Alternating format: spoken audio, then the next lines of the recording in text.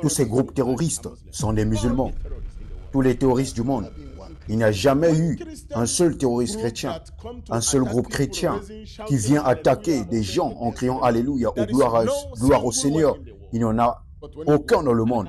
Mais lorsque vous allez du côté musulman, leur leader dit Ousmane Ben Laden est un musulman, Al-Sabah musulman, les autres musulmans, tous les terroristes du monde sont des musulmans. Évangéliste, je voulais aussi nous parler de la valeur des disciples de Jésus dans le Coran. Dieu appela Jésus, ou Issa comme ils le disent. Moi, je distingue toujours ce Issa du Coran et Jésus de la Bible. Alors, il lui dit, je prendrai votre vie. Puis après avoir pris votre vie, je vous relèverai dans le Coran. Sourate 3, 55. Puis il dit, je donnerai à vos disciples la supériorité sur les incroyants, c'est-à-dire les infidèles, pénitents vers Jésus. Le Coran les appelle, dans ce verset, les infidèles. Donc les véritables infidèles, oui, les vrais infidèles. Si vous voulez voir les véritables infidèles, ce sont ceux qui ne sont pas les disciples de Jésus, ceux qui ne suivent pas Jésus selon le Coran.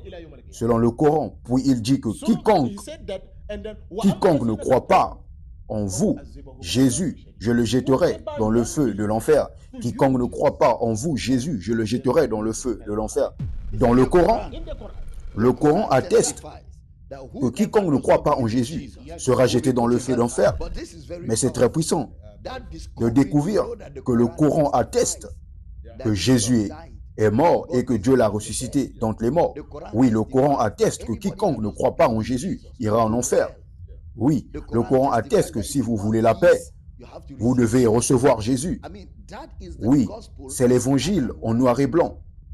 Et seul un homme qui a décidé d'être détruit, seul un homme qui a décidé de passer l'éternité sans Dieu s'opposera à Jésus. Le Coran reconnaît la Bible, reconnaît l'Ancien Testament, le Nouveau Testament, et dirige tous les disciples, tous les musulmans, à croire en Jésus. S'ils veulent une direction, ils doivent aller à Jésus. S'ils sont confus au sujet du salut, ils doivent demander aux gens du livre. C'est tellement clair. Tellement de musulmans que je connais sont toujours en colère. Il n'y a pas de joie, il n'y a pas de paix. Ils sont toujours en colère, toujours. Pour la moindre chose, ils sont violents. Oui, et vous ne pouvez vraiment pas vaincre cette nature jusqu'à ce que Jésus entre. Oui, Jésus entre avec la paix, il entre avec la joie, il entre avec la vie, il entre avec le repos, il entre avec l'assurance, où vous pouvez vous approcher de Dieu et Dieu peut se rapprocher à vous comme un fils et vous vous rapporter à Dieu comme un père. Le livre de Romains nous dit que Dieu a envoyé dans nos cœurs l'esprit de son fils, lequel crie Abba Père. Si vous êtes musulman et que vous regardez, ce n'est pas pour rabaisser votre religion ou vous faire sentir mal, c'est en réalité vous conduire vers la lumière.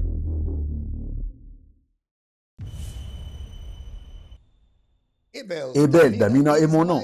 Je suis excité aujourd'hui à propos de certaines bonnes choses qui vont arriver à votre esprit, votre âme, votre pensée. La révélation de Jésus, c'est le mandat sur nos vies. Réintroduire Jésus à cette génération, équiper le croyant sur qui vous êtes en Christ, ce que vous avez en Christ et ce que Christ peut faire à travers vous. Et aujourd'hui, c'est tellement excitant de savoir que ce que Jésus a fait éclaire les endroits sombres de la terre. J'ai avec moi pour cet échange important un homme de Dieu, un ancien musulman qui a vu la lumière de Christ et a traversé dans le royaume de Dieu. Et nous allons délibérer sur un certain nombre de choses. Vous savez, ce n'est pas une religion contre une autre religion. Non, ceci dépasse la religion. C'est une relation avec Dieu qui vous garantit l'assurance du salut, l'éternité avec Dieu et le salut éternel. Et je parle de l'évangéliste Mohamed. Il est le président de The Gospel Must Be Preached International Ministry ou Bishara Adoli. Je l'ai avec moi aujourd'hui sur le plateau. Très bien de vous avoir ici, évangéliste. Et merci beaucoup, monsieur. Mon Dieu, c'est passionnant de vous avoir ici, évangéliste. Merci, monsieur. Et nous avons des discussions merveilleuses. Oui, aujourd'hui, je veux que nous entrons directement dans le témoignage du Coran sur la Bible venant de Dieu. Oui. Je veux que nous examinions les détails de cela. Qu'est-ce que le Coran dit pour attester les Écritures? Parfois, je dis aux musulmans qui affirment que la Bible a été corrigée. Oui. Parfois, ils disent normalement que la Bible a été corrompue par certains chrétiens. Oui. Alors, je les mets au défi. Où, quand et en quelle année? C'est vrai.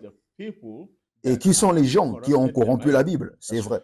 Quand nous regardons le Coran, Sourate 5, ce qu'il dit au verset 40, il y avait un certain nombre de Juifs à l'époque du prophète Mohammed. Il y avait un certain nombre de Juifs à l'époque du prophète Mohammed. Ils avaient un différend entre eux. Et ils sont venus auprès du prophète Mohammed. Parce qu'à cette époque, il était l'imam, le chef et le leader. C'est comme si moi, si j'offense quelqu'un ici, on m'amènera devant le gouvernement de cet État pour qu'il me juge, pour qu'il fasse ce qu'il veut contre moi, parce que j'ai enfreint leurs règles. C'est vrai. Mais lorsque ces Juifs sont venus au prophète Mohammed, le Coran dit, pourquoi viennent-ils à toi? C'est vrai. Alors que nous leur avons déjà donné la Torah, qui est l'Ancien Testament de Moïse. Ils ont leur propre loi, ils ont leur propre religion. Alors pourquoi viendront-ils à vous? S'ils ont fait cela, ce ne sont pas des croyants. Donc, le Coran montre que, oui, le Coran assure que ces Juifs للذين هادوا وربانيون والأحبار بما استحفظون من كتاب الله وكانوا عليهم شهداء فلا تخشون الناس واخشوني ولا تشتروا بآياتي ثمنا قليلا ومن لم يحكم بما أنزل الله فأولئك هم الكافرون. Oui, le Coran assure que ces Juifs, nous leur avons envoyé la Torah qui est la loi de Moïse ou l'Ancien Testament comme nous le disons aujourd'hui. Mais dans cet Ancien Testament, il y avait une guidance et une lumière. Donc, ils ne viendront pas à vous pour que vous les jugez avec votre propre livre, votre propre religion et votre propre loi. Vous ne pouvez pas faire cela. Ils n'ont aucune affaire avec vous, c'est vrai. Ils ont leur propre livre, ils ont leur propre religion, qui est la loi de Moïse. Ils peuvent aller s'y soumettre. Celui qui ne se soumettra, celui qui ne sera pas d'accord parmi ces Juifs avec la loi de Moïse, est un païen, un infidèle. C'est ce que le Coran dit.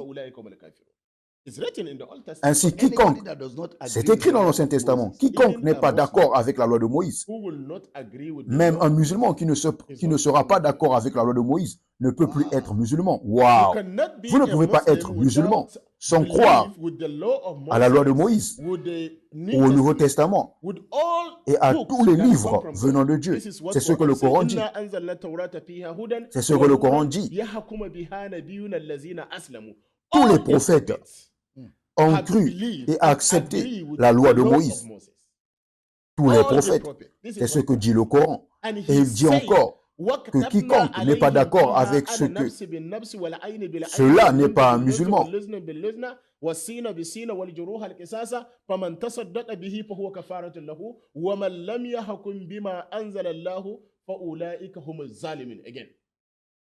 Il dit encore que quiconque n'est pas d'accord avec cela n'est pas un musulman. C'est un païen ou un infidèle. Waouh! C'est ce que dit le Coran. Il répète encore après ce verset 46. Même pour le Nouveau Testament, c'est la même chose.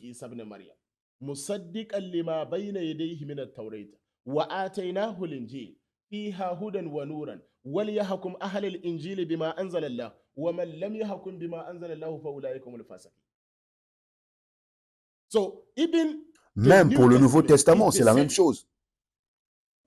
Quiconque ne croit pas au Nouveau Testament et vient au Coran ou traverse d'autres livres, pas des livres religieux bibliques, où, oui, il est infidèle. Donc les infidèles sont ceux qui ne sont pas en accord ou qui ne croient pas à la loi de Moïse ou le Nouveau Testament. et au Nouveau Testament avec l'Évangile. Le Coran renvoie tout le monde à la Bible. Oui, c'est la raison pour laquelle même la deuxième sourate dans le Coran, la sourate de El-Baqarah, mentionne que ce livre n'a pas été corrompu. Ce livre n'a pas été corrompu. Waouh! Il ne parle pas du Coran. Oui, si c'était le Coran, il dirait ce livre. Mais il dit, ce livre-là, ce livre-là. Qu'est-ce que cela signifie? Dalika, c'est ce.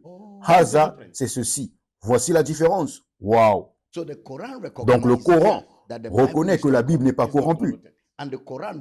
Elle n'est pas corrompue. Et le Coran renvoie tout le monde, y compris les musulmans, vers le livre. Même le Coran, chapitre 10, 94, il dit, si vous avez le doute au sujet de ce que nous vous avons révélé, interrogez donc ceux qui lisent le livre avant vous.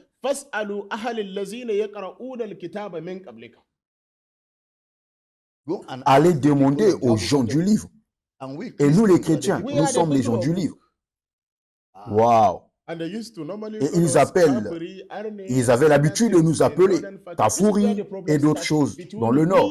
C'est là que le problème a commencé entre nous, chrétiens, apologètes et musulmans. Oui, là où le problème a commencé, nous les appelons musulmans. Nous n'avons aucun problème avec cela. Si j'appelle un musulman musulman, je n'ai aucun problème de cela. Mais pour un musulman, m'appeler chrétien, c'est comme une offense. Oh, il ne veut pas m'appeler chrétien, mais il veut m'appeler Capri, Musuki, Zidiki, différents noms. Mais il ne peut pas vous appeler chrétien. Ils ne peuvent pas. C'est là que le problème a commencé. Et nous venons d'une famille musulmane. Nous connaissons ces choses-là. Quand vous réalisez que les gens dans le christianisme qui sont nés en Christ, ils n'ont rien à voir avec cela. Mais si vous les appelez Capri, je ne sais pas. Ils ne s'en préoccupent pas. Mais oui, mais si vous mentionnez cela, je vous connais. Donc, tout peut arriver. Oubliez cela. Je suis pasteur. Je peux même vous gifler.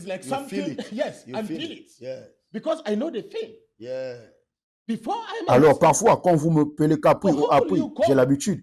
C'est comme quelque chose. Oui, je le ressens. Oui, parce que je connais la chose. Oui, avant, j'étais musulman.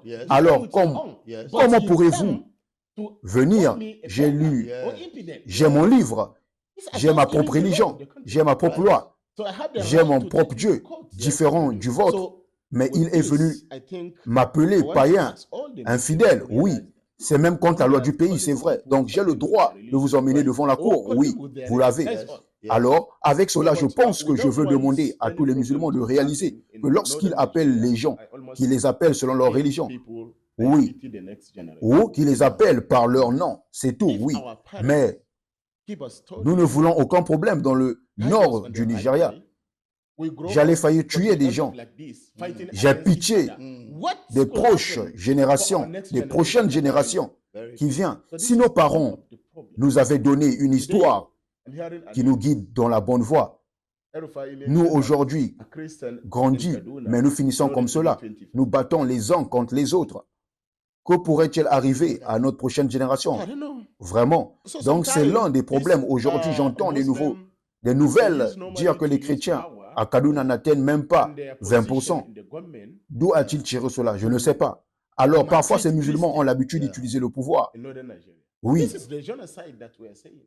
Et leur position dans le gouvernement. Oui. Pour maltraiter les chrétiens, oui, dans le nord du Nigeria. C'est le génocide dont nous parlons. Oui, il fait partie des gens dont nous disons toujours qu'ils sont contre les chrétiens. Ils sont contre les chrétiens du nord du Nigeria. Oui, alors, le Coran dit clairement que la Bible vient de Dieu. La Bible est un livre de lumière et de guidance. Si vous voulez ce droit chemin que les musulmans demandent toujours à Dieu, demandent à Dieu de leur montrer le droit chemin. Et le Coran le mentionne. Quand vous retournez à votre Coran, Sourate 5, versets 42, 43, 44, 45, il mentionne que si vous voulez cette guidance, cette lumière, allez à la Bible. Waouh! Donc si le Coran admet que la Bible n'est pas corrompue, oui, et le Coran admet que la loi de Moïse vient de Dieu, oui, que l'Ancien Testament vient de Dieu. Dans l'Ancien Testament, L'Ancien Testament était focalisé sur Christ. Parce que Jean 5, 39, Jésus dit, vous sondez les Écritures parce que vous pensez avoir en elles la vie éternelle. Ce sont elles qui rendent témoignage de moi. Ce qui signifie que le focus de l'Ancien Testament, le focus de la loi de Moïse, c'est Christ. Et ce que Christ a accompli dans sa mort, son ensevelissement et sa résurrection. Aussi, si vous lisez l'Ancien Testament est le fait des types et d'ombres, et fait des types d'ombres. Par exemple, dans la Genèse, la Bible parle de la sémence de la femme. Jésus est la sémence de la femme. La Bible parle du sang sur les poteaux des portes en Égypte. Quand Israël sortit d'Égypte, le sang sur les poteaux, il dit que lorsque l'ange de la mort verra le sang, il passera par-dessus.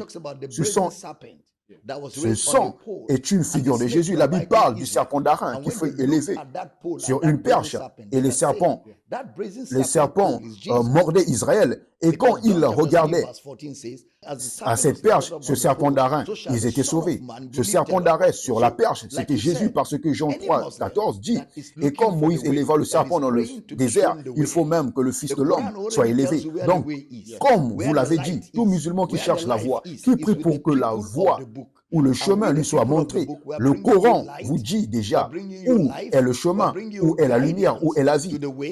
Elle est chez les gens du livre, oui. Et nous, les gens du livre, nous apportons la lumière, nous vous apportons la vie, nous vous apportons la guidance vers le chemin, la vérité et la vie, qui est Jésus lui-même, merveilleux. Laissez-moi aussi vous demander quelque chose d'autre. Qu'en est-il des miracles de Jésus dans le Coran? Alors parfois, j'ai l'habitude de dire aux musulmans que les musulmans ont l'habitude de dire que seul Dieu ressuscite les morts. Oui, mais nous voyons dans le Coran, le même Coran, que Jésus a ressuscité des morts.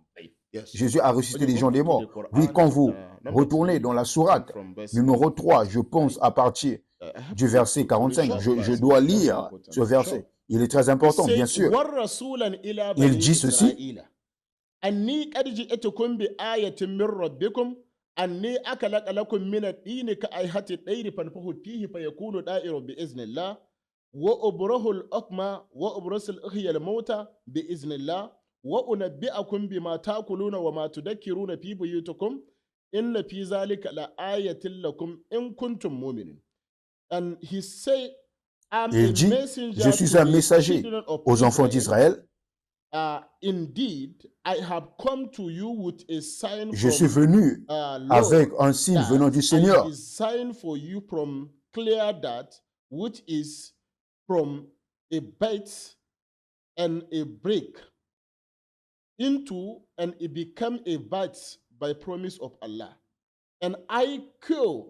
Et je guéris l'aveugle et le lépreux par la permission d'Allah. Et je donne vie aux morts par la permission d'Allah.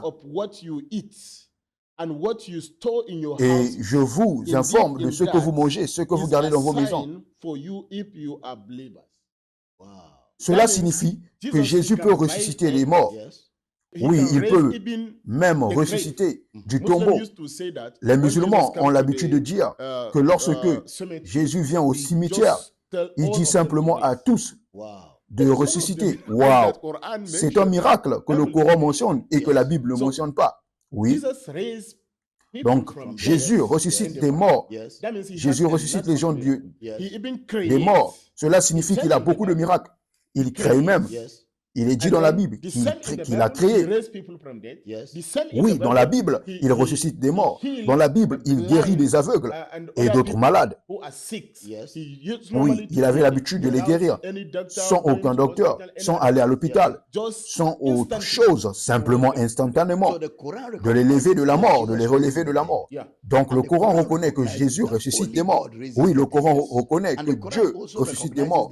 Oui, le Coran reconnaît aussi que Jésus est venu au tombeau et a dit à chaque personne morte de sortir. Et elles sont toutes sorties, oui. Et même ce miracle n'est pas dans la Bible, mais il est dans le Coran. Dans le Coran, il a ouvert les yeux d'aveugles. Et il a ouvert les yeux des aveugles dans le Coran. C'est écrit. Il a purifié la lèpre. Waouh! Ce qui signifie que le Coran reconnaît que Jésus est Dieu. Oui, 100%. Donc pourquoi les musulmans veulent-ils toujours poser cette question? Montrez-moi dans la Bible où Jésus dit « Je suis Dieu ». Mon problème, homme de Dieu, C'est que même le diable sait que Dieu est Dieu. Mais il est juste en train de disputer ce point. Oui, dites-leur. Montrez-moi dans le Coran où Mohamed a dit « Je suis prophète ». Oui, dans la Bible, ils disent dans Jean 13:3 que Jésus mentionne qu'il est Dieu. Oui. Donc il y a beaucoup d'endroits où il a dit qu'il est Dieu dans la Bible. Mais mon problème avec un musulman est où est-ce Allah dit « Je suis » celui qui est donné ce livre, le Coran à Mohamed, ou est-ce que Allah dit j'ai donné ce livre à un ange et l'ange a apporté ce livre au prophète Mohamed? Oui. Ou est-ce dans le Coran? Si je prétends dire je suis celui qui est envoyé le livre au prophète Mohamed, oui. Ou Allah mentionne-t-il son nom? Moi, Dieu, moi, Allah, je suis celui qui est envoyé ce livre à un ange pour l'apporter au prophète Mohamed. Il n'y a nulle part dans le Coran, nulle part du tout. Tout comme il n'y a nulle part dans le Coran les 5 prières par jour. Il y a beaucoup de choses à dire quand vous allez dans le Coran. Vous pouvez voir l'histoire concernant Jésus. Mais mon problème, ce que vous pouvez même voir la naissance de Jésus, vous pouvez voir cela dans le Coran. Mais mon problème, c'est qu'il n'y a pas un seul verset dans le Coran qui montre les parents du prophète Mohamed ou la vie du prophète Mohamed. Waouh! Il mentionne son nom seulement 4 fois dans le Coran. Non. 4 fois dans le Coran. Vous voulez dire que Mohamed est Allah et Mohamed. Mais quand vous allez au Coran, vous pouvez voir un certain nombre de noms par lesquels ils appellent Jésus partent dans le Coran. Dans le Coran, Mohamed, seulement 4 fois. Seulement 4 fois. Il n'y a aucun nom de ses parents là-dedans. Donc il n'y a pas de généalogie de Mohamed. Non. Mais la Bible a une généalogie de Jésus. Vous pouvez voir même les parents de Marie. Et vous pouvez tout voir dans les moindres détails. Détails des témoins oculaires. Ce qui signifie que Mohamed est apparu comme ça. Je ne sais pas. Parce qu'il n'y a pas de détails dans le Coran. Ce que nous avons l'habitude de dire, vous savez, le ministère international ou le ministère international que j'ai mentionné encore, oui, je pense que même le diable a dit qu'il a pris ça parce qu'il est déjà un voleur. Oui, il a pris cette stratégie d'incarnation dans l'être humain. Je ne mentionnerai aucun nom, ni dirai un autre prophète, ni ne blâmerai, ni accuserai aucun prophète. Mais nous disons que même le diable a pris ce pouvoir d'incarnation dans le corps humain afin de détruire et tuer. Quand vous regardez la façon dont les gens meurent, tous ces grands terroristes sont des musulmans. Tous les terroristes du monde, il n'y a jamais eu un seul terroriste chrétien, un seul groupe chrétien qui vienne attaquer les gens criant Alléluia, les opprimés. Il n'y en a aucun au monde. Mais quand vous allez chez les musulmans, leur chef dit Ousmane Ben Laden, musulman, Al-Sabah, musulman, Hamas, musulman, Saoudan, musulman. Tous les terroristes du monde sont des musulmans. Oh mon Dieu. Oh mon Dieu. Et quand vous avez commencé, quand ils vous attaquent, vous les attaquez en retour. C'est autre chose. C'est la même chose qui s'est passé à propos des gens de Fulani. Un plan des gens vivants pour l'attaquer, c'est dans son plan. Il travaille dans son propre endroit.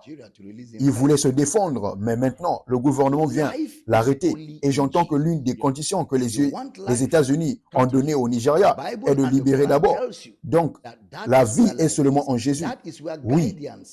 Si vous voulez la vie, venez à Jésus. La Bible dit, et le Coran vous dit que c'est là que se trouve la vie. C'est là que se trouve la guidance. Jésus est le chemin. C'est là que se trouve le salut. Oui, c'est là que se trouve l'assurance de l'éternité. Oui, c'est très bien. C'est très clair. À la fois dans l'Écriture et le Coran. Et si vous cherchez sincèrement, alors vous ne pouvez pas freindre l'ignorance de ne pas avoir trouvé parce que c'est la vérité et rien que la vérité. Évangéliste, je voulais aussi que vous parlez de la valeur des disciples de Jésus dans le Coran. Oui, le Coran mentionne cela, chapitre 3, verset 55. Il dit, ومطهرك من الذين كفروا وجائل الذين اتبعوك فوق الذين كفروا إلى يوم القيامة. God told Jesus or Isa, as they say, Isa normally. Il dit, Jésus, comme ils disent, Issa, normalement, je différencie simplement ce Issa au Coran et Jésus de la Bible. Donc, il lui dit que je prendrai ta vie. Puis, après que j'aurai pris ta vie, je te lèverai vers moi. Dans le Coran, oui, dans le Coran, chapitre 3, 55, puis je placerai tes disciples au-dessus. Je leur donnerai le pouvoir sur les incroyants, qui sont les infidèles, les non-croyants en Jésus. Ce Coran les appelle, dans ce verset, les infidèles. Donc les vrais infidèles, oui, les vrais infidèles, si vous voulez voir, les vrais sont les non-disciples de Jésus, les non-disciples de Jésus, selon le Coran. Then, وَجَائِلُ الَّذِينَ اتَّبَعُوكَ فَوْقَ الَّذِينَ كَفَرُوا إِلَى يَوْمِ الْقِيَامَةِ. He said that, and then وَأَمَّا الَّذِينَ كَفَرُوا فَوَعَذِّبَهُمْ عَذَابًا شَدِيدًا. Whoever not believe to you, Jesus, I will put Puis quiconque ne croit pas en toi, Jésus, je le mettrai dans le feu de l'enfer, dans le Coran, oui, dans le Coran. Donc le Coran témoigne que quiconque ne croit pas en Jésus sera mis dans le feu de l'enfer. Même ils commenceront à le voir d'ici sur terre, ils n'auront pas la paix. Quand vous regardez les musulmans, peu importe combien ils disent le Coran, peu importe comment ils mémorisent le Coran, comment connaître les hadiths, comment connaître, vous les voyez, là il n'y a pas de paix, c'est vrai. Quand vous les regardez, vous regardez leur vie complètement, pas de paix, pas d'ennemis, pas de joie, pas de joie, pas de joie. Il est juste toujours en colère. Colère, je vais vous tuer, nous allons vous tuer. Si vous touchez notre prophète, nous vous tuerons. Si vous faites ceci, oui, c'est le caractère, pas de joie. Peu importe comment le musulman grandit, peu importe comment il grandit, en lisant la loi islamique ou en lisant le Coran, ou pour connaître, pour mémoriser tous les hadiths, tous les balagas, quoi qu'il sache, quand vous le regardez, vous ne pouvez pas voir la réjouissance, pas de joie. C'est la raison pour laquelle Jésus dit, je suis le chemin, la vérité et la vie. Il a dit, venez à moi. Si vous voulez voir la vie, venez à Jésus. Oui, je vous donne le repos. Oui. Puis si vous venez, vous aurez la vie. La différence est claire, très claire et très claire. Donc les disciples de Jésus, le Coran dit que quiconque croit en toi leur donnera la paix de l'esprit. Ici, c'est ce que le Coran dit. Ici, ils seront en paix. Mais quand ils vont au paradis, ils sont très proches de moi, toujours ensemble, ils se réjouissent, chantant Alléluia. C'est ce que le Coran dit. Le Coran dit cela, oui. Donc le Coran témoigne en fait que Jésus est mort, oui, et Dieu l'a ressuscité des morts. Dieu l'a ressuscité des morts. Je ne sais pas d'où ces gens disent que Jésus n'est jamais mort dans le Coran. Ils prêchent. Je ne sais pas d'où ils obtiennent le leur. Est-ce que nous lisons, ce n'est pas les hadiths, c'est le Coran lui-même. Bien que parfois le Coran parle et presque dit, il dit à une autre histoire, mais quand il va se contredire, oh, il y a un passage dans le Coran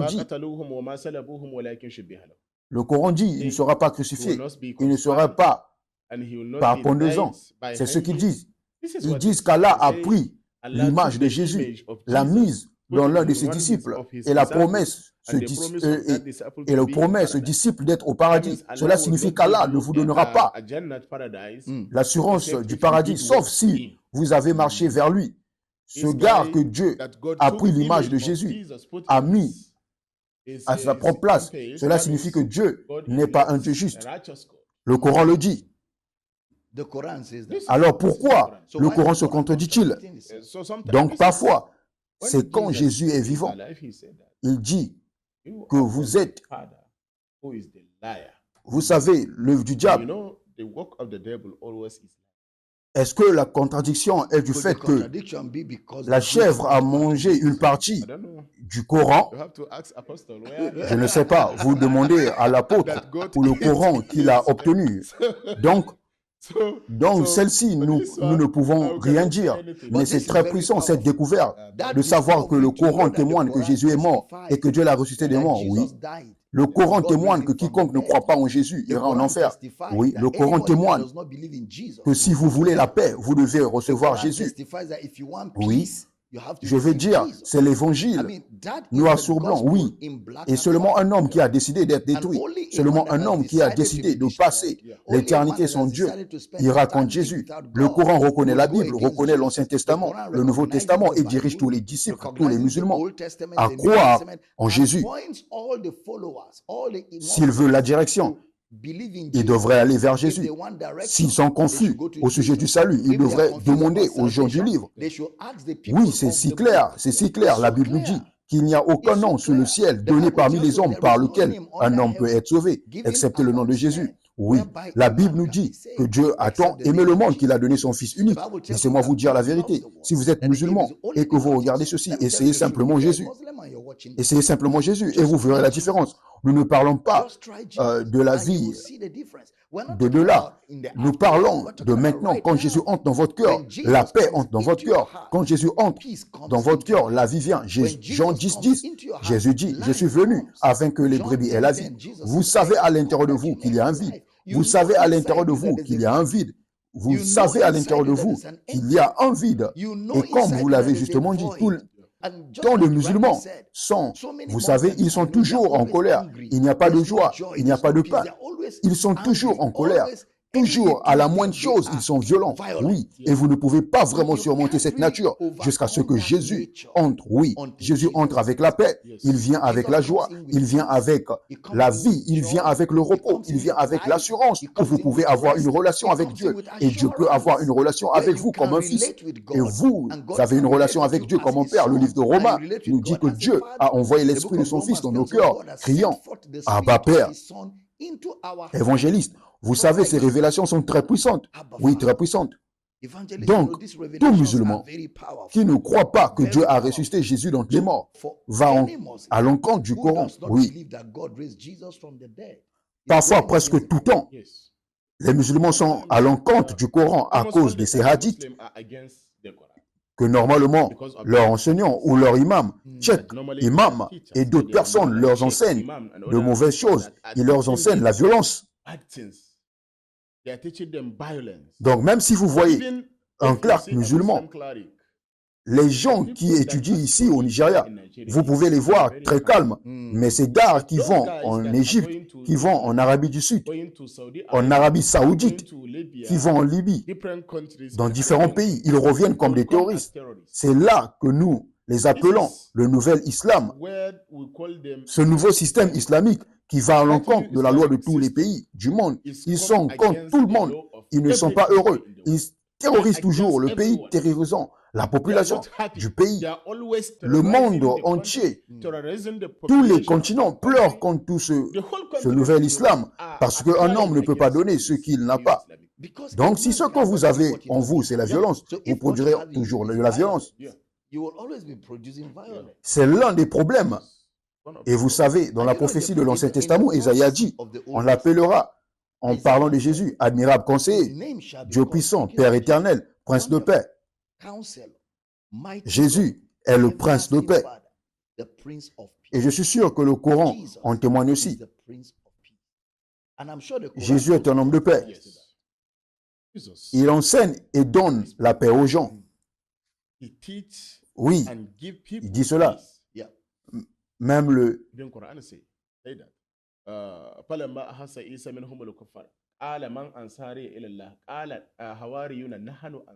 nom que les musulmans prennent et se donnent à eux-mêmes. Le nom. Et même dans le Coran, il dit que les gens, les disciples de Jésus, sont vraiment musulmans. C'est quoi? Waouh! Qu'est-ce que c'est? Waouh!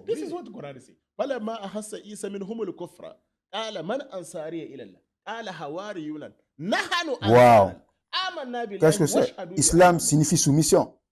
Une personne qui soumet sa vie à Dieu est un musulman. Il n'a rien d'autre à faire. Il suit simplement les commandements de Dieu. Ce que Dieu lui a dit de faire, c'est ce qu'il fera. C'est la définition de cela. Et je sais que Dieu ne vous demandera pas d'aller tuer quelqu'un. Si c'est un vrai Dieu. Mais vous savez, le diable, vous savez, il a un plan différent. Jésus a dit, le voleur vient que pour voler, tuer et détruire. C'est l'œuvre du diable. Et il le fait normalement à chaque coin, surtout ici dans le nord du Nigeria. Et vous savez la vérité, c'est que nous ne disons pas que vous devez être un chrétien. Oui, nous ne disons pas pour cela. Mais si vous êtes musulman, ce que nous disons, c'est que Dieu peut vous sauver en tant que musulman. Vous devez juste croire que Jésus est mort, il a été enseveli, il est ressuscité des morts. Selon votre Coran, oui, selon la Bible, il est ressuscité le troisième jour. Oui, et croire simplement lorsqu'il est mort pour vous. Oui, quand il a été enseveli, il a été enseveli pour vous. Quand il est ressuscité pour vous justifier du péché. Une fois que vous croyez ce message, vous êtes sauvés. Ils ne seront pas d'accord, quoi qu'il arrive. Ils ne seront pas d'accord. Ils verront, ils liront, mais ils ne seront pas d'accord avec cela parce que c'est la paix. Et leur père est le roi des ténèbres. Et il leur montre toujours simplement l'aveuglement et la pratique de la terreur, du radicalisme et d'autres choses qui sont violents contre le peuple de Dieu, contre le pays. C'est le problème que traverse le Nigeria. Tout le budget va à la sécurité du gouvernement. Ils n'ont pas d'argent pour construire les hôpitaux. Ils n'ont pas d'argent pour prendre soin de l'éducation et d'autres choses, pour soutenir le peuple du pays. Mais tout l'argent est au ministère de la Défense.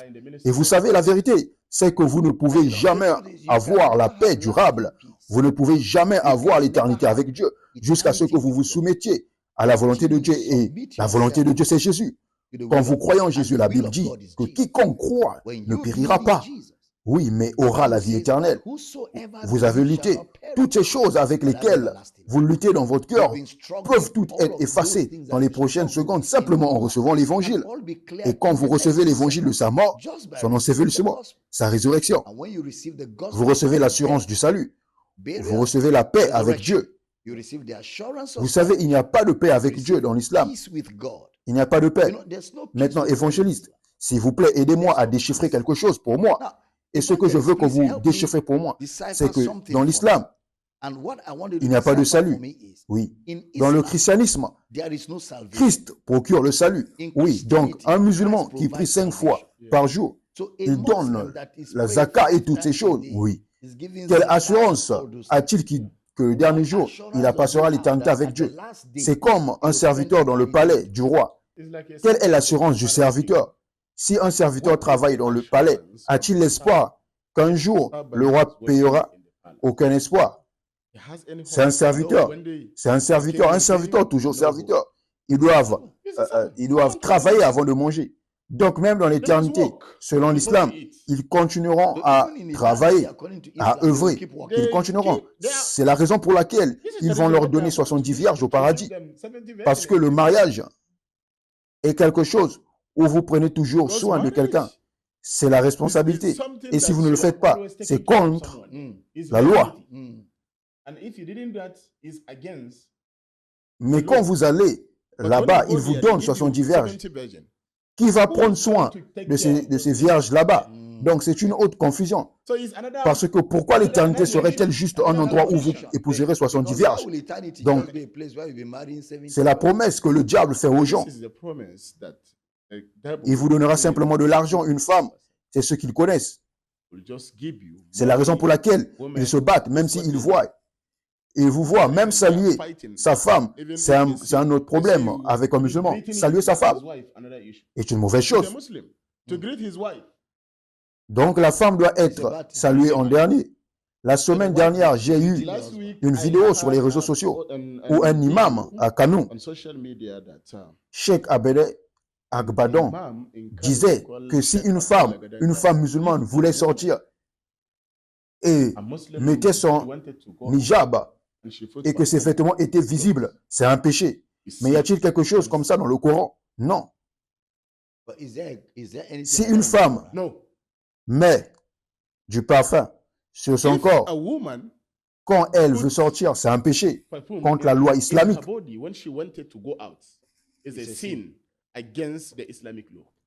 C'est comme une femme prostituée. C'est très frustrant. It's like a Oui, très prostitute frustrant. woman. Donc, Very frustrating. c'est ce que sont les femmes. C'est comme une prisonnière dans l'islam It's ou dans like l'enseignement islamique. in Selon Islamic, l'enseignement islamique, teaching. According to the Islam teaching, quand vous regardez la façon dont ils traitent les femmes, they will not go elles ne out, sortiront they will pas. do this. All these Elles things, feront they are ceci. in Toutes the- ces choses sont dans les hadiths. Donc, c'est de l'esclavage. Et vous savez, la Bible dit qu'en Christ Jésus, vous n'avez pas reçu un esprit de servitude pour être encore dans la crainte. Mais vous avez reçu un esprit d'adoption par lequel nous crions Abba Père, juste la foi en Christ.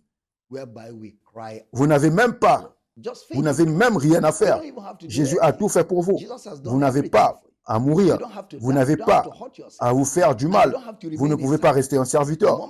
Au moment où vous recevez Jésus, la Bible dit, en Jean 1,12, mais à tous ceux qui l'ont reçu, à ceux qui croient en son nom, elle a donné le pouvoir de devenir enfant de Dieu. Une fois que vous croyez l'évangile, vous n'êtes plus un serviteur, vous devenez un fils. Vous êtes en union avec Dieu. Le livre de Romains 4, 25 dit, lequel a été livré pour nos offenses et ressuscité pour notre justification. Chapitre 5, 1.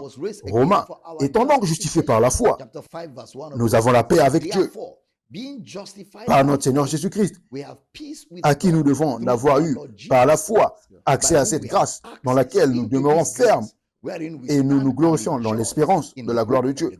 Vous pouvez être si sûr de l'éternité avec Dieu. Votre vie peut être transformée maintenant.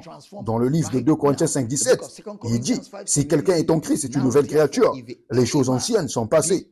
Voici, toutes choses sont devenues nouvelles. Et tout cela vient de Dieu. La foi en Christ, une fois que vous croyez en cette mort, cet ensevelissement, cette résurrection que le Coran confirme, que la Bible explique davantage, la mort de Christ, le sacrifice substitutif, vos péchés sont pardonnés pour toujours en quelques secondes. Vos péchés sont éternellement pardonnés. L'Esprit de Dieu entre dans votre cœur. Vous avez la joie, vous avez la paix, vous avez l'assurance, vous avez l'éternité avec Dieu. La vie de Dieu coule à travers vous. La vie prend un tout nouveau sens. Et tout ce que vous devez faire aujourd'hui, c'est de croire l'évangile. Évangile Mohammed.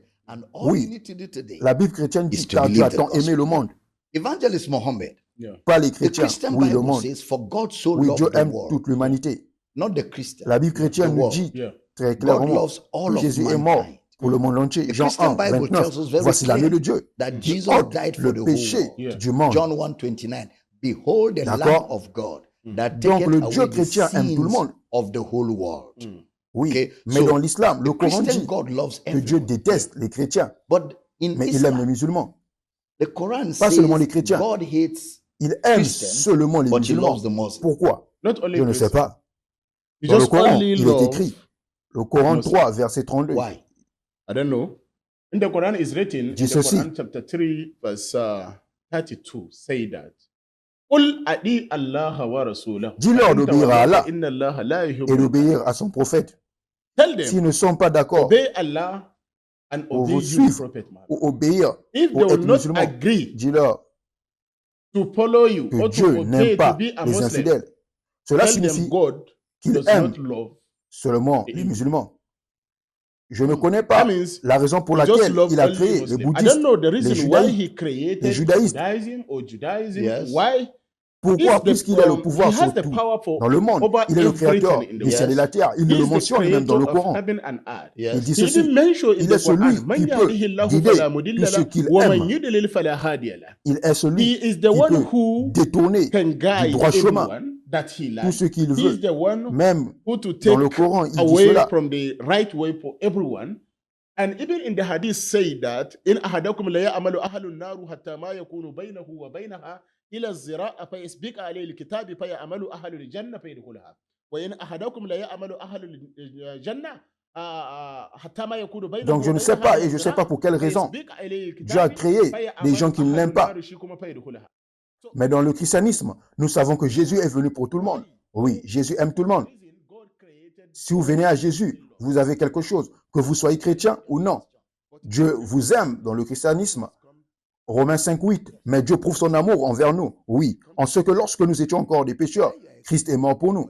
Oui, donc la mort de Jésus n'est pas parce que vous êtes une bonne personne.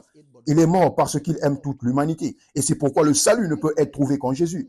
Parce qu'il est mort pour vous sauver. Tout le monde. Quelque chose d'autre qui me concerne. Quelque chose d'autre qui me préoccupe à propos du Coran, c'est que l'islam, ils ont un seul Dieu. Mais qui est ce Dieu? Parce que dans le christianisme, nous avons Dieu. Moïse a dit Dieu. Moïse a dit à Dieu dans l'Exode, qui dirais-je m'a envoyé. Dieu dit, je suis celui qui je suis. Il lui a donné un nom, qui je suis. Je serai ce que je serai. Ego en grec. Donc, mais dans l'islam, il y a un seul Dieu. Qui est ce Dieu unique? Moi aussi. Plusieurs fois, j'avais l'habitude de leur demander à ce sujet, qui est votre Dieu? C'est Allah dont vous parlez.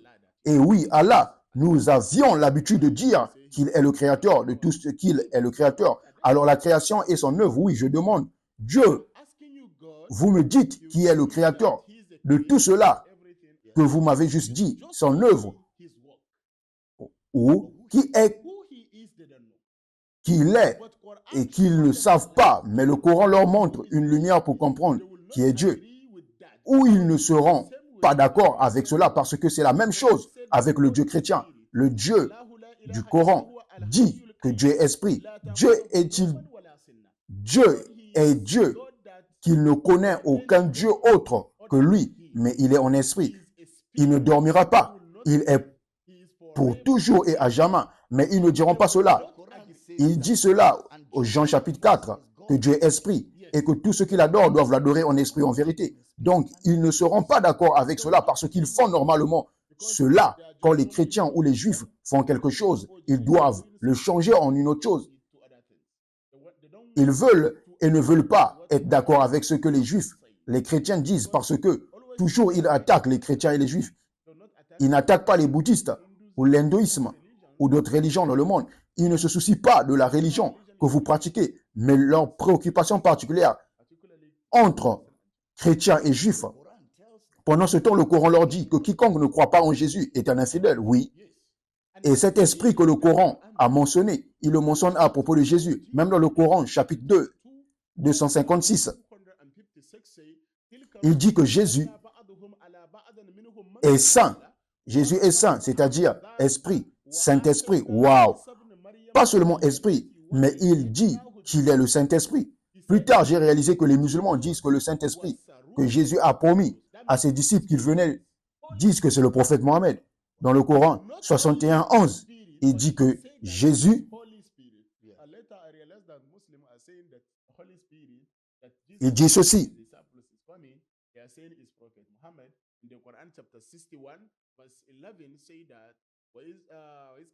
Il dit que Jésus, qui est Issa, qu'il est venu dire à Israël qu'il est le messager d'Allah pour eux.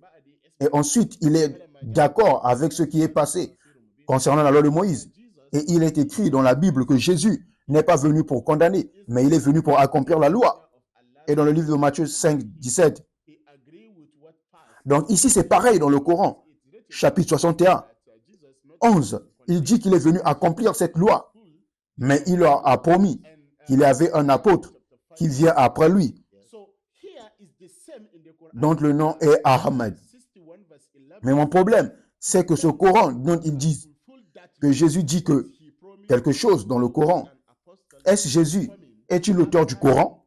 Non, ce n'est pas le cas.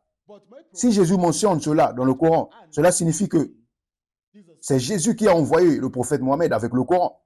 Parce que si vous voulez trouver quelque chose que Jésus a mentionné, vous devez retourner à la Bible. La Bible. Et même quand ils disent que Mohammed est ce consolateur, mais il dit que le consolateur demeurera en vous. Oui, mais Mohammed n'est pas en eux. Et Mohammed n'est pas en nous. Donc Mohammed ne peut pas être l'autre consolateur. Il est mort. Oui. Donc, le consolateur est là pour toujours. Il sera en vous pour toujours. Donc, c'est l'un des problèmes que les musulmans ont à propos de Dieu. Ils ne savent pas qui est leur Dieu, mais ils ont l'habitude de l'appeler avec les noms que j'ai mentionnés. Ils disent les 99 noms. Les Allah différents. Les Allah différents. Alors que vous savez, dans le christianisme, la Bible nous dit que Dieu a souverainement élevé Jésus et lui a donné un nom qui est au-dessus de tout nom, de tout genou, au-dessus de tout nom, afin que, au nom de Jésus, tout genou fléchisse. Donc, quand les démons vous troublent, reprimandez-les au nom de Jésus. Donc, dans l'islam, quand vous voulez reprimander Satan ou arrêter toute activité qui n'est pas bonne, quel nom utilisez-vous? Vous ne pouvez pas mentionner Mohamed. Mais quand vous dites Mohamed, c'est contre la loi de l'islam parce que vous appelez quelqu'un à la place où seul Dieu peut faire quelque chose. C'est la raison pour laquelle ils ont commencé à se battre contre le feu Dr. Idriss Abdul Aziz Bouti.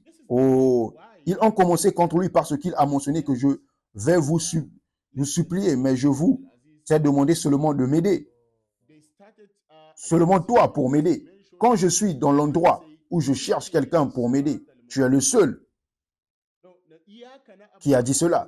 C'est ce que le Coran dit à propos de Dieu. Tu es le seul. Dieu seul qui peut le dire. Tu es le seul Dieu qui peut sauver.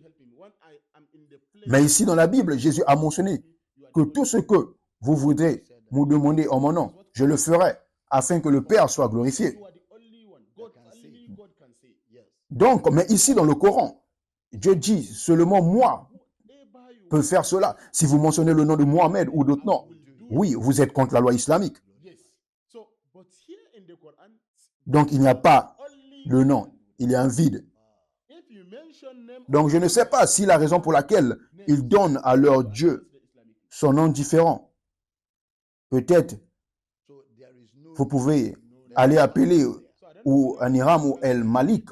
Je ne sais pas le genre de Dieu qu'ils ont parce que eux, ils ne savent pas qu'il est. C'est un problème très fondamental. Maintenant, aussi les attributs de Dieu devraient être que Dieu est omniscient, Dieu est omnipotent. Cela signifie que rien ne peut prendre Dieu par surprise, que Dieu sait tout. Alors pourquoi est-ce que dans l'islam, lorsque vous priez, vous devez prier en arabe? Vous ne pouvez pas prier dans une autre langue. Vous ne pouvez pas prier, même si vous chantez en anglais. Vous ne pouvez pas confesser vos péchés en anglais. Vous ne pouvez pas confesser en arabe. Donc, il semble que le Dieu islamique soit localisé à une seule langue et qu'il n'entende pas les autres langues. C'est quelque chose que j'ai l'habitude de dire.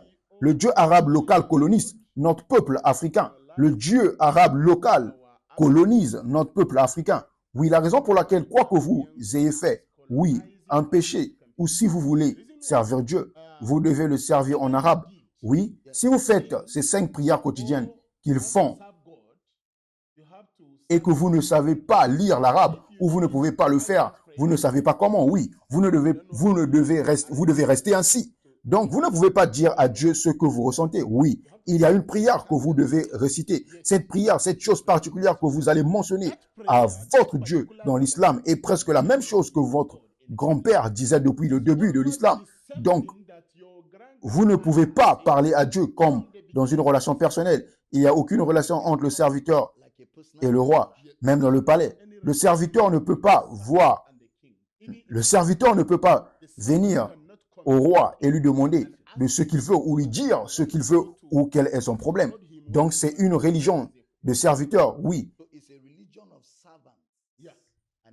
Et un roi, tous les musulmans servent le roi qui est Allah et le Dieu arabe et ils l'ont amené ici au Nigeria. Nous faisons face à des défis ou des problèmes, gaspillons nos ressources en s'appuyant 8 millions pour aller faire un pèlerinage pendant le Hajj, pour donner des ressources.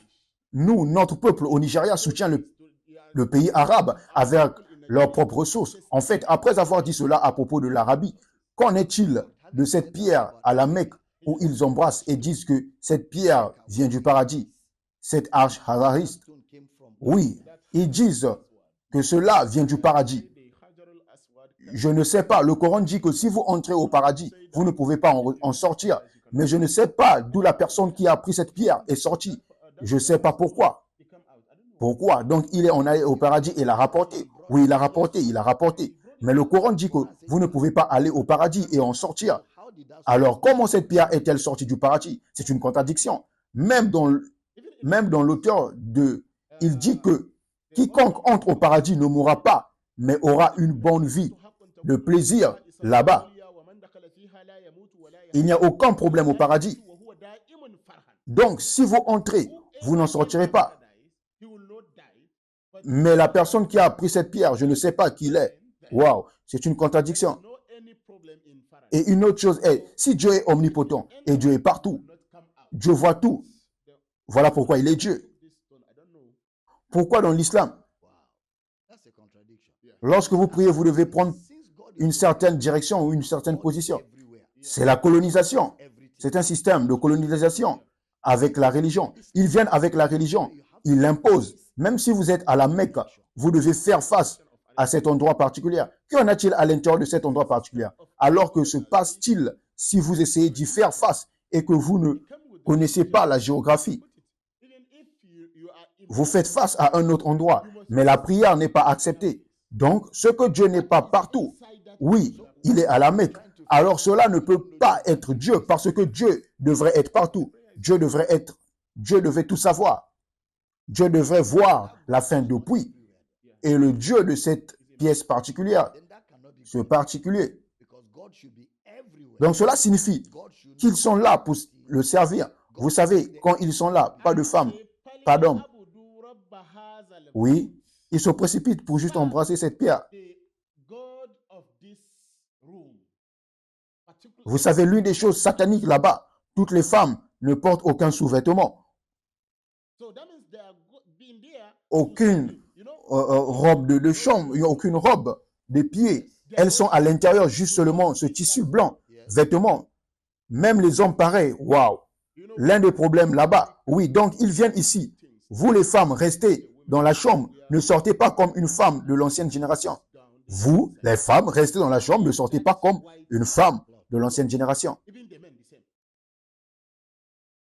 Puis, vous prenez votre femme et payez de l'argent d'ici, 8 millions, pour aller faire, et là-bas, elle ne porte rien, ensemble avec un grand imam. Un grand... Tout cela est quelque chose de la colonisation arabe, c'est sérieux. Et vous savez, si vous êtes un musulman et que vous regardez, ce n'est pas pour vous rabaisser votre religion, pour vous faire sentir mal. C'est en effet pour vous orienter vers la lumière. Oui, parce que chaque jour, vous priez pour que Dieu vous montre le chemin. Et c'est l'une des façons dont Dieu vous montre le chemin, en vous ouvrant vos yeux sur ce que le Coran dit de faire. Le Coran vous dit de demander aux gens du livre. Le Coran vous dit de croire au Nouveau Testament et à l'Ancien Testament de la Bible. Le Coran vous dit que si vous ne croyez pas en Jésus, vous irez en enfer. Le Coran vous dit que Jésus est mort et est ressuscité des morts, ce qui signifie que Jésus est Dieu. Donc, vous croyez en cela. Et la vérité est que lorsque vous croyez en Jésus, vous avez la vie éternelle, vous avez la paix avec Dieu, vous avez une relation avec Dieu, où vous pouvez parler à Dieu comme un père et comme un fils. Et tout cela est rendu disponible en croyant à l'évangile. Et l'évangile est le message de Christ est mort. Il a été enseveli. Et le troisième jour, il est ressuscité. Et aujourd'hui, si vous croyez simplement le message, votre nom sera écrit dans le livre de vie pour toujours. Amen. Et évangéliste, juste avant de conclure, y a-t-il quelque chose d'autre que vous voulez dire à tout musulman qui pourrait regarder en ce moment? Ce que j'ai l'habitude de demander à mes frères musulmans de faire, c'est de continuer à poser des questions à votre imam. Quand vous y allez, posez-leur les questions, différentes questions sur Dieu. Oui, continuez à chercher. Ne restez pas à la maison en disant que vous ne savez pas lire l'arabe ou écrire. Non, peu importe, non, vous le comprendrez. Je me suis converti au christianisme en faisant des recherches. Personne n'est venu me prêcher l'évangile. Waouh! Donc, juste réfléchir aux choses qui se passent. J'ai fait quelque chose que nous appelons ça. Ils avaient l'habitude de dire que tout ce que vous voyez est Dieu. Oui. Et profitez de ce que vous voulez faire, faites-le simplement. Mais quand vous mourrez, vous entrerez au paradis.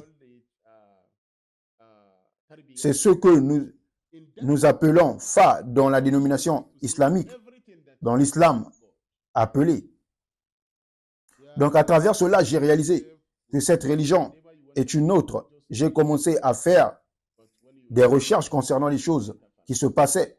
Donc j'ai compris la vérité de Jésus qui est maintenant mon Seigneur et Sauveur. Et je suis chrétien maintenant depuis 17 ans. Oui, je suis depuis 14 ans dans le ministère, oui, travaillant en Afrique de l'Ouest, Nigeria. Oui, pouvez-vous nous dire bravement votre mission, ce que vous faites, ce que est votre vision ou votre mission? Nous voulons voir l'existence de la communauté dynamique des disciples de Jésus parmi cette communauté musulmane, dans la partie du nord du Nigeria, le Sahel, et en particulier mon pays d'où je viens.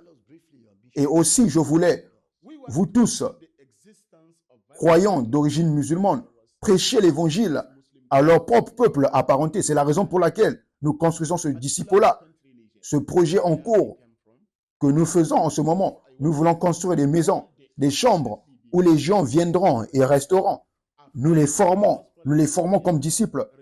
Nous les envoyons vers leurs gens, continuons à évangéliser au sein de la communauté musulmane, afin que nous puissions pas engager notre peuple sans la connaissance. C'est la raison pour laquelle vous ne pouvez pas, vous qui êtes nés dans une famille chrétienne, vous ne pouvez pas aller vers les musulmans pour les approcher vers Jésus, parce que vous devez être très très prudent dans la façon dont il parle. Il respecte toujours ce prophète.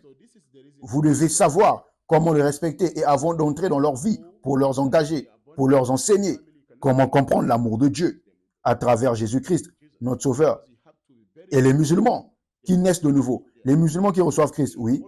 Avez-vous un programme de réhabilitation pour ceux d'entre eux qui sont menacés d'être tués? Oui. Nous les emmenons normalement à notre formation de disciples. Nous leur enseignons, nous leur formons avec des compétences professionnelles. Normalement, nous avons, pour les femmes, nous avions l'habitude de faire de l'autonomination des femmes comme un groupe de personnes de 20 ou 25 pour leur enseigner différentes compétences afin qu'elles puissent subvenir à leurs besoins en toute sécurité et continuer à engager d'autres femmes de la communauté locale. C'est la même chose avec les jeunes. Certains que nous voyons à un très jeune âge, nous pouvons simplement les mettre à l'école, comme 20 ans à 25 ans, les mettre simplement à l'école. Donc, vous avez une école, oui, nous avons un centre de disciples. Alors, tous ces projets que vous faites, quels sont vos défis? Le défi est très difficile parce que nos missionnaires internes ici au Nigeria, ils ne comprennent pas les défis auxquels nous sommes confrontés. Nous sommes tous d'anciens musulmans. Nos parents, nos proches nous chassent de la maison familiale. Nous n'avons aucune activité à faire. Nous n'avons aucun bon travail à faire. Mais à travers les réseaux sociaux, les gens nous envoient un peu de soutien pour que nous puissions maintenir ce travail. Car ces personnes qui viennent à Jésus ont tout laissé. Ils n'ont rien à faire. Alors maintenant, elles sont venues nouvellement.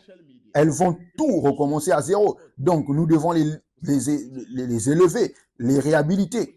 Ou les réhabiliter parce qu'elles reviennent à leur sens, pour qu'elles comprennent ce que le salut, qu'elles ont accepté pour comprendre comment elles vont évangéliser au sein de la communauté. Oui. Et comme c'est notre objectif, nous voulons que même les gens du nord du Nigeria puissent dire Alléluia dans les prochaines années. C'est ce que nous voulons qu'il se passe. Et vous avez des missionnaires que vous envoyez, plus de 100 missionnaires que nous avons l'habitude d'envoyer sur différents terrains. Et vous les financez. Nous les finançons. Nous les soutenons avec ce que nous avons. Mais donc, si vous obtenez plus de soutien, vous pourrez faire plus encore. Et où que vous regardez, nous allons vous dire comment vous pouvez soutenir cette mission, comment vous pouvez faire partie de cette action missionnaire. Vous savez, auprès des musulmans, des gens de l'arrière-pays qui commencent à voir l'évangile. Les gens du nord du pays qui commencent à voir l'évangile. En fait, l'évangélisme disait qu'il y a un village particulier où ils sont allés quelque part dans le nord du Nigeria, où je ne citerai pas le nom pour les raisons de sécurité, mais ils sont allés et presque tout le monde dans ce village a embrassé l'évangile de Christ. Mais ils n'ont pas les moyens de leur construire un petit lieu de culte où ils peuvent être formés comme disciples, où ils peuvent être enseignés et formés. Et ce sont des projets dans lesquels les enfants de Dieu et les gens de Dieu du monde entier devraient s'impliquer en soutenant et en finançant. N'oubliez pas, parce que ces personnes sortent de la persécution. N'oubliez pas que ces personnes sortent d'attaques graves. Leurs vies sont menacées. Elles ne peuvent même pas s'installer à un endroit et dire qu'elles développent une compétence ou obtiennent un emploi. Ces personnes et tout cela se passe à cause de leur foi en Jésus. Et par conséquent, nous qui sommes croyants, nous qui aimons Dieu, nous qui croyons au bien-être de l'humanité, nous qui croyons à l'évangile du Christ, Ce sont des projets djinns, ce sont des missions djinns que nous soutenons.